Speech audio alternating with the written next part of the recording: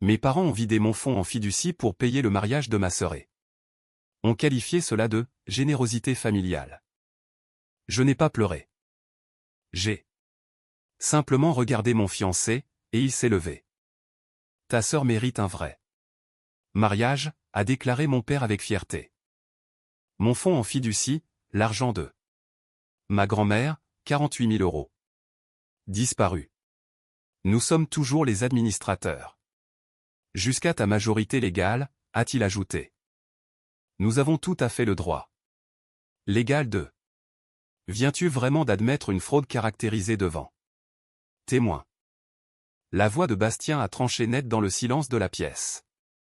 Il n'avait pas élevé le ton. Il n'en avait pas besoin. Toutes les têtes à table sont tournées vers lui, vers sa chemise en flanelle encore poussiéreuse du chantier, ses chaussures de sécurité éraflées, ses mains calleuses enlacées. Autour d'un verre d'eau sur la table de mes parents. Mon père a ri. Mon garçon, je sais que tu es habitué au salaire de maçon, mais les parents gèrent les actifs de leurs enfants tout le temps. Peut-être que si tu gagnais plus qu'un SMIC, Isor n'aurait pas besoin du soutien de sa famille. Bastien a posé son verre d'eau avec une précision minutieuse. Vous avez 72 heures pour rembourser le capital ainsi que les intérêts, a-t-il dit. Si vous ne le faites pas, le mariage de Solène deviendra les funérailles de la réputation de cette famille. Mon père a ri plus fort. Ma sœur Solène gloussait dans une autre pièce à propos de quelque chose sur son téléphone. Son fiancé, Tristan, filmait toute la scène derrière sa flûte de champagne, un sourire narquois aux lèvres. J'ai pris le bras de Bastien et nous sommes sortis.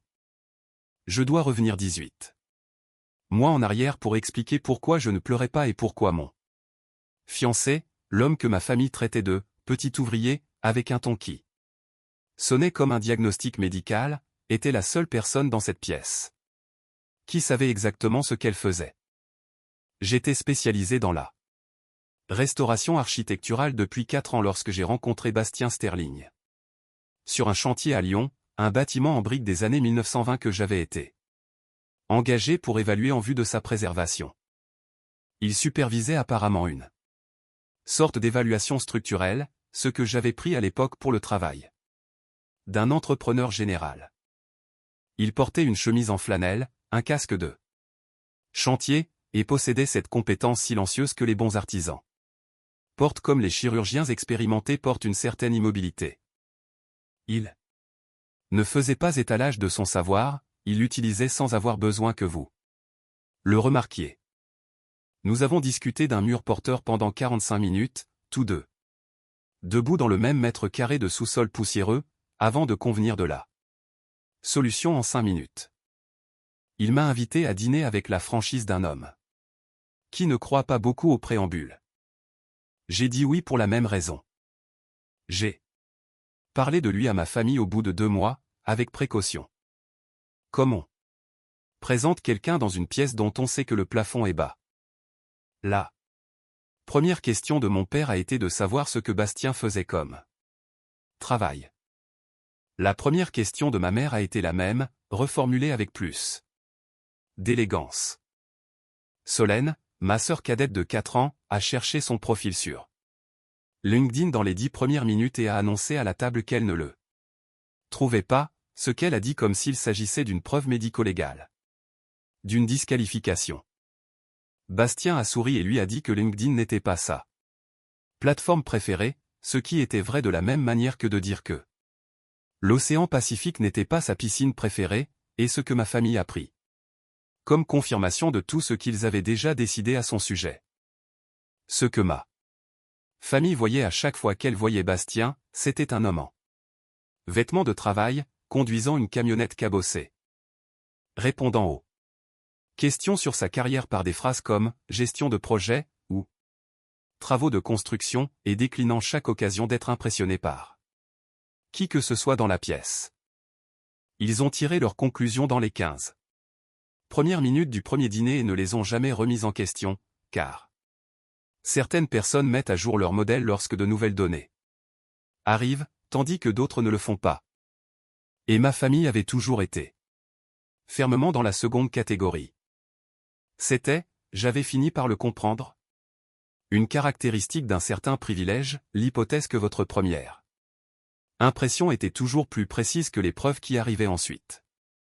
Ce que j'avais découvert au 3e mois, la connaissance spécifique de Bastien sur le droit de l'hôtellerie, l'appel qu'il avait passé un jeudi après-midi dans un langage qui ne ressemblait pas à celui d'un entrepreneur. Parlant à un sous-traitant, sa façon de lire une pièce. Comme le font certaines personnes après avoir passé des années dans des salles qui l'exigeaient. Je lui ai demandé directement un soir, en mangeant à ma table de cuisine, de la même manière que j'interrogeais mes clients sur des problèmes structurels que j'avais déjà identifiés. Non pas pour effectuer la découverte de la chose, mais parce que je préférais construire sur des fondations que je comprenais réellement. Il m'a tout dit, sans être sur la défensive, sans chercher à faire une révélation spectaculaire, juste clairement. Bastien James Sterling, PDG de Sterling Hospitality Group, une société de portefeuille privé exploitant 137 complexes hôteliers et hôtels de luxe en Amérique du Nord. Plus 7 ans développement. Plus un pipeline d'acquisition qu'il a décrit avec un euphémisme caractéristique comme modérément agressif. Il avait bâti l'entreprise à partir d'une seule propriété achetée à 24 ans avec un capital hérité et l'avait étendu grâce à 9 années de travail méthodique et patient qui, de l'extérieur, ressemblait à de la chance pour quiconque ne comprenait pas ce que 9 années de décisions très spécifiques et délibérées signifiaient de l'intérieur. Sa valeur nette était un chiffre que je ne répéterai pas, si ce n'est pour dire que la camionnette vieille de 10 ans avec la porte passager cabossée était un choix, et non une contrainte. Il était discret à ce sujet pour des raisons qu'il a expliquées sans s'excuser. Il avait appris très tôt que les gens réagissaient à son argent différemment de la façon dont il réagissait à sa personne. Et il trouvait la version des gens qui réagissaient à lui et ceux qui discutaient des murs avec lui pendant 45 minutes dans un sous-sol parce qu'il pensait qu'il avait tort et le disait considérablement plus intéressante et plus digne de confiance que l'autre type. Il l'avait dit à son avocat, à sa mère.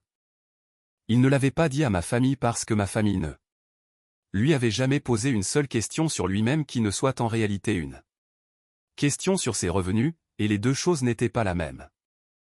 J'ai choisi de ne pas les corriger. En partie parce que ce n'était pas à moi de le révéler. En partie parce que je voulais comprendre qui était réellement ma famille quand il pensait être dans une pièce avec quelqu'un qu'il pouvait ignorer en toute sécurité. 18 mois plus tard, je les comprenais avec une complétude que je n'avais pas souhaitée. La première boucle a commencé 14 mois avant le dîner. Lorsque ma grand-mère est décédée et m'a laissé la fiducie. Eleanor Whitmore, la mère de ma mère, était une femme qui avait fait fortune dans l'immobilier commercial, l'avait dépensé avec goût et avait gardé ses opinions sur les choix financiers de sa propre fille pour elle, par un mélange d'amour et de longue pratique de l'accommodement. Elle m'a laissé 48 000 € dans une fiducie structurée avec mes parents comme co-administrateur jusqu'à mes 27 ans, dans 11 mois au moment de son décès. La logique étant qu'elle s'attendait à ce qu'il conserve les fonds intacts pendant moins d'un an avant que je ne puisse les gérer moi-même. Une supposition raisonnable à propos de personnes agissant de bonne foi. Ma grand-mère, malgré son intelligence des chiffres, avait un angle mort concernant sa fille. Le premier signe est apparu à Pâques, 3 mois après le décès d'Éléonore. Une remarque en passant de ma mère sur le fait de compléter le dépôt de garantie de la salle de réception de Solène avec des fonds familiaux flexibles, qui pourraient être régularisés plus tard. Je me suis dit qu'elles parlaient de leur propre épargne. J'ai maintenu cette interprétation pendant 6 semaines de plus, car l'alternative exigeait que je croie quelque chose que je n'étais pas encore prête à croire sur les personnes qui m'avaient élevé. Le deuxième signe fut un email. Ma mère m'avait accidentellement mise en copie d'un message à la banque dépositaire de la fiducie concernant des Virement tiers autorisé, faisant référence à un mémo de consentement verbal. Que je n'avais aucun souvenir d'avoir signé. Je l'ai lu 2 fois.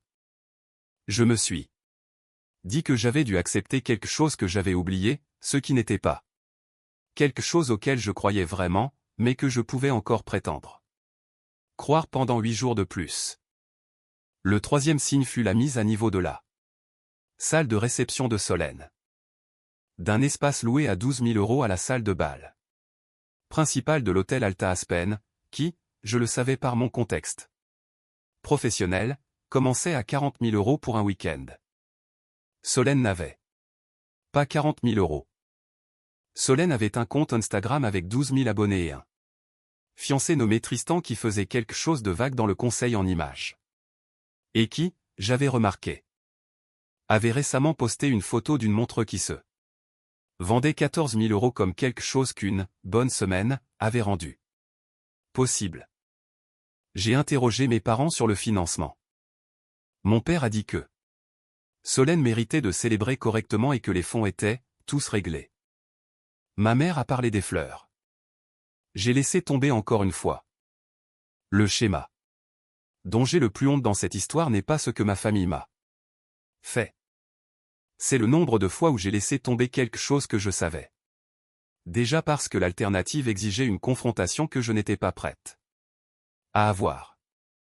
Le 4e signe fut le relevé bancaire. J'ai appelé la banque dépositaire pour demander le solde, et l'historique des transactions montrait 3 débits de la fiducie. 16 000 €, 16 000 € et 16 000 €. Chacun. Espacé exactement de 6 semaines, chacun listé comme « décaissement autorisé ». Selon approbation des co-administrateurs, faisant référence à un mémo de consentement verbal avec mon nom dessus. L'espacement, que je reconnaissais immédiatement après 4 années de travail avec de la documentation financière dans des projets de préservation historique, était délibéré. Le seuil interne de la banque pour le déclenchement d'une vérification des gros virements était de 17 500 €. Quelqu'un avait vérifié ce seuil. Je suis resté assis sur le parking d'une épicerie pendant 22 minutes à lire les 3 mêmes lignes sur l'écran de mon téléphone avant d'appeler Bastien. Dis-moi exactement ce que tu vois, a-t-il dit. Je lui ai dit. Il a gardé le silence pendant 4 secondes, sa pause de réflexion, celle que j'avais appris à attendre plutôt qu'à remplir. Ne contacte plus la banque aujourd'hui, a-t-il dit. Ne dis rien à tes parents. Je serai à ton appartement à 19 h. Je suis resté sur le parking encore 6 minutes avant de réussir à démarrer la voiture. Mon avocate, Diane Ferrand, pratiquait le contentieux des successions et des fiducies. Depuis 19 ans dans un cabinet lyonnais qui ressemblait exactement à ce que l'on attend d'un cabinet d'avocats. Des dossiers empilés, peu de décoration, le genre d'endroit où personne ne prétendait que le travail était autre chose que ce qu'il était. Elle a passé 45 minutes à examiner tout ce que j'avais apporté, avant de dire quoi que ce soit de substantiel. La chose en laquelle j'avais confiance chez Diane, c'était que son silence n'était pas de l'inconfort. C'était de l'analyse. Et elle en a émergé de la même manière que Marc allait plus tard émerger de son propre examen, avec des conclusions plutôt que des questions. C'est une violation de l'obligation fiduciaire au minimum, a-t-elle dit. Potentiellement une escroquerie, selon la documentation qu'ils ont utilisée pour autoriser les virements. Il y a un mémo de consentement, ai-je dit. Mes parents ont dit à la banque que j'avais donné un consentement verbal. Mon nom est sur l'autorisation. L'expression de Diane n'a pas changé. Mais quelque chose derrière ses yeux a bougé. As-tu donné un consentement verbal? Je ne savais pas que ces virements arrivaient jusqu'à il y a 4 jours. Alors le mémo est un faux, a-t-elle dit sans en faire une question. Oui. Elle a posé son stylo. Je veux être direct avec toi sur ce que nécessite une poursuite pénale pour fraude et combien de temps cela prend. Le mémo falsifié est ta preuve la plus forte, mais c'est un document de consentement verbal. Ta signature n'y figure pas. Tes parents prétendront que tu as accepté oralement et qu'ils l'ont consigné. Prouver qu'ils mentent selon les normes de preuve qu'exige un dossier pénal signifie des dépositions, des enquêtes, des experts, et probablement 18 mois minimum. Elle m'a regardé. Pendant ce temps, le mariage de Solène aura eu lieu, l'argent sera plus difficile à récupérer, et ta famille aura utilisé chaque jour pour construire un récit alternatif. Et au civil? Plus rapide, plus de chances de succès financier. Mais le civil leur donne encore le temps de déplacer des actifs s'ils choisissent de se battre. Quelle est la version la plus rapide, ai-je demandé. Elle a réfléchi. La version la plus rapide exige qu'ils aient peur d'eux. Quelque chose de plus immédiat qu'une procédure civile, quelque chose avec un délai plus court qu'une salle d'audience. J'ai pensé à la phrase des 72 heures de Bastien lors du dîner. J'ai pensé à la patience qu'il avait décrite, 9 ans à attendre le bon moment avec la bonne propriété. J'ai remercié Diane. J'ai conduit jusqu'à son bureau. Mark Webb était enquêteur en finances légales depuis 23 ans.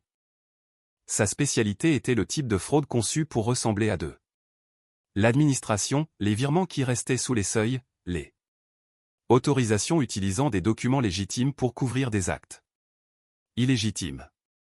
Il a passé 3 jours sur mon dossier avant de présenter ses conclusions avec la même économie que Bastien utilisait pour tout ce qui comptait. 4 points, a-t-il dit.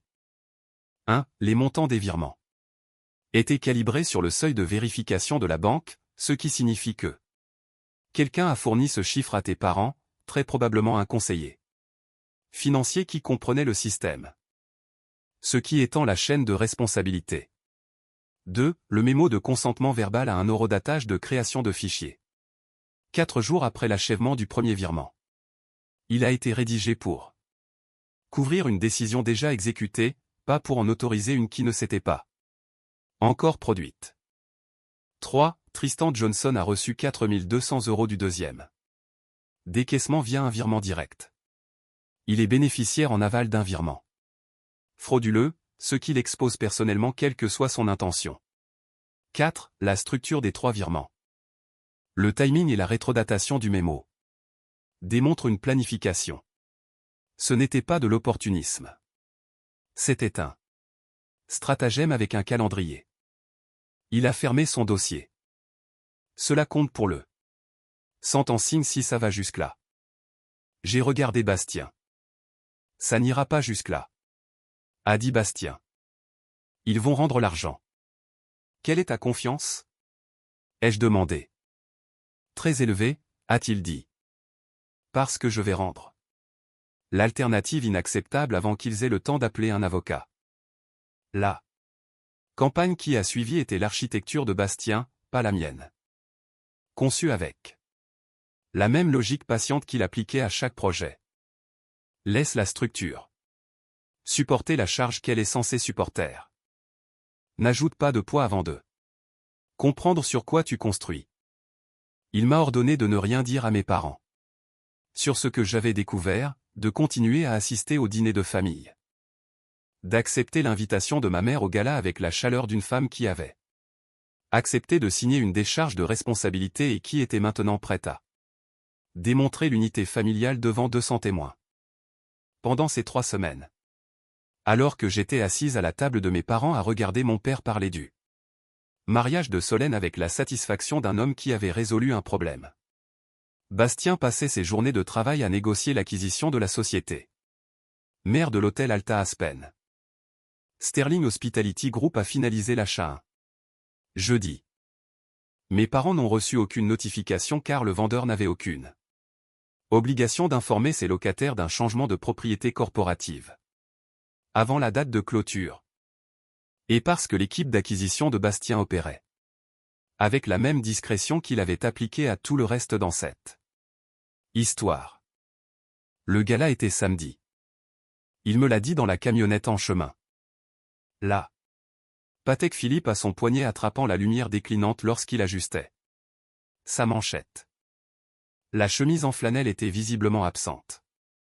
Des chaussures en cuir italien que je n'avais pas vues auparavant sur le plancher sous la pédale d'accélérateur de la camionnette cabossée vieille de 10 ans.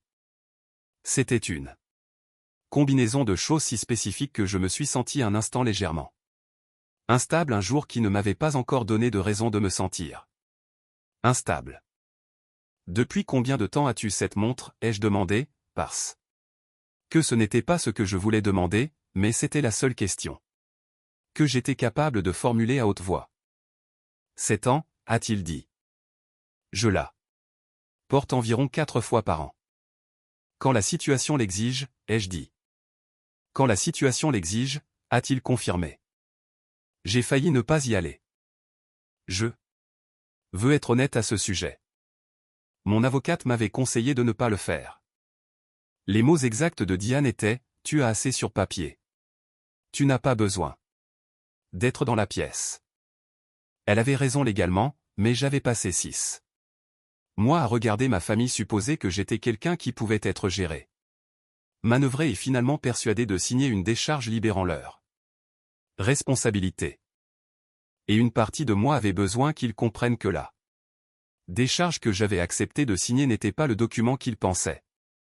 Aussi, j'avais besoin de voir Bastien dans une pièce où mon père avait passé 6 mois à l'appeler « maçon ». Dans sa camionnette sur le chemin du gala, je l'ai vu. Un flash à son poignet quand il a ajusté la manchette d'une chemise blanche que je n'avais jamais vue auparavant. Italien. J'ai reconnu la coupe. Des chaussures en cuir italien. La chemise en flanelle avait disparu. À son poignet. Une Patek Philippe vintage, le genre qui coûte plus cher que la voiture de mon père avec une marge confortable. Il m'a vu remarquer et a couvert son poignet. Avec un petit sourire calme que j'ai reconnu comme celui qu'il utilisait lorsqu'une affaire était à 20 minutes de la conclusion. Bastien, et ma voix est sortie à peine plus forte qu'un souffle. Qu'est-ce que tu as fait? Fais-moi confiance, a-t-il dit. Laisse-les s'engager publiquement. Laisse-les verrouiller ce dépôt pour la salle. Maximise la hauteur de la chute. J'ai regardé l'homme qui avait passé 6 mois à jouer aux pauvres pendant que ma famille jouait aux riches, et j'ai senti quelque chose bouger dans ma poitrine qui n'était pas tout à fait de la fierté et pas tout à fait de l'amour, mais quelque chose entre les deux. Plus proche de l'émerveillement spécifique de réaliser que vous avez construit quelque chose avec quelqu'un qui est encore meilleur que ce que vous aviez compris. Qui es-tu, ai-je demandé. Tu le découvriras dans 2 heures, a-t-il dit. La même personne que tu as toujours connue, juste avec moins de chemise en flanelle. Le gala était tout ce que Solène avait voulu. 200 invités, des lustres en cristal au-dessus de la salle de bal principale, des sculptures de glace en forme d'initiales entrelacées, un quatuor à cordes jouant à un registre qui coûtait cher à la note. Mes parents circulaient dans la salle avec l'aisance des gens qui croyaient organiser un triomphe. Solène a pris le micro et les a remerciés pour leur incroyable générosité. Elle n'a pas dit d'où venait l'argent car Solène avait l'instinct social spécifique qui permet à certaines personnes d'accepter des cadeaux volés, sans jamais vraiment s'interroger sur leur provenance. Ma mère a épongé ses yeux. Mon père a accepté les tapes dans le dos d'hommes en vestes ajustées. Puis, Solène m'a invité sur scène. J'étais apparemment l'élément surprise de la soirée. La sœur arrangée, nouvellement réconciliée, là pour bénir le mariage. Devant 200 témoins. Ma mère l'avait organisé. Elle l'avait appelé, en privé. L'optique dont nous avons besoin. J'ai traversé le sol poli.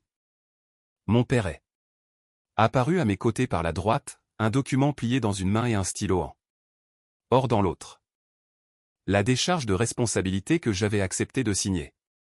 Déguisé en geste chaleureux d'unité familiale. Son sourire était subtil. Il savourait. Bastien s'est avancé. Il a tendu le bras par-dessus mon père et a pris le micro de la main de Solène avec l'autorité absolue et tranquille d'un homme qui possède le bâtiment, ce qu'il faisait depuis jeudi. Solène, a-t-il dit, sa voix agréable et complètement sûre. Pourrais-tu vérifier tes emails? Elle a froncé les sourcils, a attrapé son téléphone, a fait défiler. La couleur a quitté son visage de la manière spécifique dont la couleur quitte les visages lorsque ce que vous lisez est un avis d'annulation d'une salle pour laquelle vous avez payé un dépôt non remboursable, vous informant que sous la nouvelle direction, votre réservation a été résiliée selon la politique de conduite des invités mise à jour par le complexe. Pourquoi ma réservation est-elle annulée? Sa voix est sortie petite, brisée, puis s'est transformée en quelque chose qui n'était pas tout à fait un cri. Pourquoi mon mariage est-il annulé? Le sourire de Bastien n'a pas changé. Parce que j'ai ordonné son annulation. Je suis le PDG de Sterling Hospitality Group. Nous avons acquis l'hôtel Alta Aspen jeudi dernier. La salle de bal est devenue complètement silencieuse. 200 personnes ont retenu leur souffle. Le quatuor à cordes a baissé ses archets. Un écran derrière la cabine du DJ s'est illuminé. Le responsable de la communication de Bastien avait positionné l'affichage pendant l'heure du cocktail pendant que mon père acceptait des tapes dans le dos, agrandi au point que chaque personne dans cette pièce pouvait les lire clairement. Les relevés de virement de ma fiducie. Le mémo de consentement falsifié horodaté. Avec le nom de ma mère sur la signature d'autorisation. Les documents d'acquisition montrant la finalisation par Sterling Hospitality Group de l'achat de l'Alta Aspen. Et dans le coin inférieur, le résumé médico-légal de Mark Webb. Daté et certifié. L'intention documentée de dissimuler ces virements aux bénéficiaires les rend constitutifs d'une fraude pénale selon nos statuts corporatifs anticorruption, a dit Bastien. Solène Cook et Tristan Johnson sont désormais bannis de chaque propriété Sterling mondialement. 137 lieux de luxe à travers l'Amérique du Nord et 7 ans développement. Tristan, qui se tenait au bord de la piste de danse, a arrêté de sourire. 3 avocats en costume bleu marine ont franchi les portes principales. L'avocate principale. Une femme nommée Catherine Marsh, 17 ans dans les poursuites pour crime financier, maintenant en cabinet privé, s'est avancée. Monsieur et Madame Cook, a-t-elle dit, nous avons un dossier de fraude pénale préparé pour lundi matin. Monsieur Sterling est prêt à traiter cela comme une affaire civile. Si une restitution complète est initiée immédiatement. Le capital plus les intérêts totalisant 60 000 € virés à la banque dépositaire de la fiducie. D'ici la fin de la journée. Les mains de mon père tremblaient alors qu'il sortait son téléphone. Ma mère se tenait à côté de lui, chuchotant à son oreille. Avec l'urgence de quelqu'un qui essaie de calculer un chiffre qu'il sait déjà trop élevé. Il a vidé leur épargne liquide. Ce n'était pas suffisant. Il a appelé la ligne de crédit hypothécaire dont il n'aurait jamais pensé que quiconque sache qu'elle existait et a transféré le reste en 3 transactions séparées qu'il a effectuées lui-même sur son propre téléphone devant 200 témoins. À la limite de ma vision, Tristan s'est glissé vers la sortie près d'eux. La cuisine, se déplaçant avec la vitesse discrète d'un homme qui a déterminé que la situation ne l'incluait plus. Personne ne l'a arrêté. Personne n'avait à le faire. Solène s'est assise brutalement sur la chaise la plus proche, celle qu'un serveur venait de quitter. Sa robe blanche s'est froissée autour d'elle. Son mascara a pris le même chemin que les couleurs de son visage 20 minutes plus tôt. Les sculptures de glace ont continué de fondre indifféremment sur leur socle. Bastien a traversé la pièce jusqu'à moi. De bonnes bases, a-t-il dit. Doucement. 200 personnes tenaient leur téléphone en l'air. La restitution civile a été enregistrée dans les dossiers de la banque dépositaire le lundi suivant. 60 000 € virés en 3 transactions provenant de l'épargne liquide de mon père et de la ligne de crédit hypothécaire qu'il avait ouverte 4 ans plus tôt sur une maison dont il avait dit à tout le monde dans la famille qu'elle était payée. Diane a déposé les documents de confirmation civile mardi. Et m'a envoyé la documentation complétée mercredi après-midi avec une note. Disant, la résolution la plus propre que j'ai vue en 19 ans. Bien joué.